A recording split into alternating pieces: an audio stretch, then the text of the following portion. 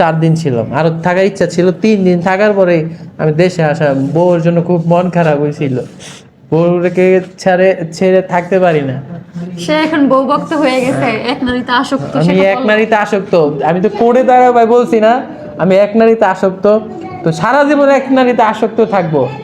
খালি বাংলাদেশের, খালি বিদেশি মেয়েদের সাথে শুধু কথা বলবো। বাংলাদেশের জন্য এক বাংলাদেশে কোনো নারীতে মেয়েদের আসক্ত, সাথে হ্যাঁ? আমার কথা হবে না। কিন্তু হ্যাঁ, না বিদেশি মানে কোনো কিছু উল্লেখ করে নাই, বুঝছেন?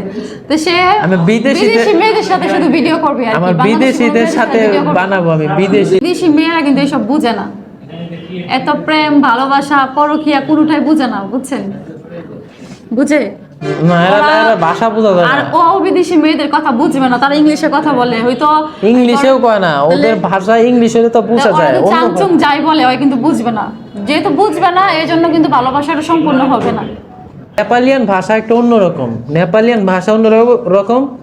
নেপালের ভাষা আর কি বোঝা যায় না, কিন্তু বুঝি না আর কি। ইংলিশ বুঝি, কিন্তু নেপালের ভাষাটা আমি বুঝি না। আর তাকে নেপালে আমি রেখে চলে আসিনি, আমরা নেপাল থেকে একসাথে আসছি। এটা হচ্ছে একটা কন্টেন্ট ছিল। ভিউ পাওয়ার জন্য শুধু। আমরা শিকার যাই এখানে। একটা বিষয়টা হচ্ছে, আমরা বাংলাদেশে যেমন দালাল আছে, ওই দেশে এয়ারপোর্টে এরকম দালাল আছে। বাংলাদেশে একটু বেশি। এয়ারপোর্টে আসলে যেভাবে গাড়ির ড্রাইভাররা ডাকাডাকি করে, ওইখানে ডাকাডাকি করতেছে না কি করতেছে জানি না, খালি হিন্দিতে কি বলতেছে। তো আমি হিন্দি বুঝি না, আমি আমার মতো বাংলা ভাষা বলছি। এটা হচ্ছে বিষয়। নাই, আমি বলছি যে আমরা দেশে তো O2 দেয় 250 টাকাতে যাওয়া যায়, আপনাদের এখানে এত ভাড়া তো আমরা দিতে পারবো না। চাইছিল কত জানো, 2000 না কত টাকা চাইছিল। মানে আমার বোকা বানাইতে চাইছিল। ভাবছে এরা বাঙালি যে বাংলাদেশের মানুষদেরকে যে বোকা বানানো যায় না, এটা আর জানে না। 4 দিন ছিলাম, আরো থাকার ইচ্ছা ছিল। 3 দিন থাকার পরে আমি দেশে আসা। বউর জন্য খুব মন খারাপ হয়েছিল। বউকে ছেড়ে ছেড়ে থাকতে পারি না। সে এখন বউ ভক্ত হয়ে গেছে, এক নারীতে আসক্ত। আমি সেটা এক বলো। নারীতে আসক্ত। আমি তো করে দাঁড়া ভাই বলছি না, আমি এক নারীতে আসক্ত। তো সারা জীবন এক নারীতে আসক্ত থাকবো। খালি বাংলাদেশের, খালি বিদেশি মেয়েদের সাথে শুধু কথা বলবো। বাংলাদেশের জন্য এক বাংলাদেশে কোনো নারীতে মেয়েদের আসক্ত, সাথে হ্যাঁ? আমার কথা হবে না। তুমি হ্যাঁ, বিদেশি কার যাইতে পারবা? বিদেশ সৌদি আরব যাবো ইনশাল্লাহ। আল্লাহ, তখন তো তুমি আমার নিয়েই যাবা। হ্যাঁ ইনশাল্লাহ। আল্লাহ, তখন কি তোমার সুযোগ আছে মেয়েদের সাথে কথা বলার? ইনশাল্লাহ আল্লাহ বাঁচায় রাখলে আমরা খুব তাড়াতাড়ি সৌদি আরব যাবো হজ করতে। তো হজ করার ইচ্ছা আছে, হজ করব ইনশাল্লাহ খুব অনেকটুকুই। তারপরে হচ্ছে যে ওর ব্যবসার কাজে গেছিল।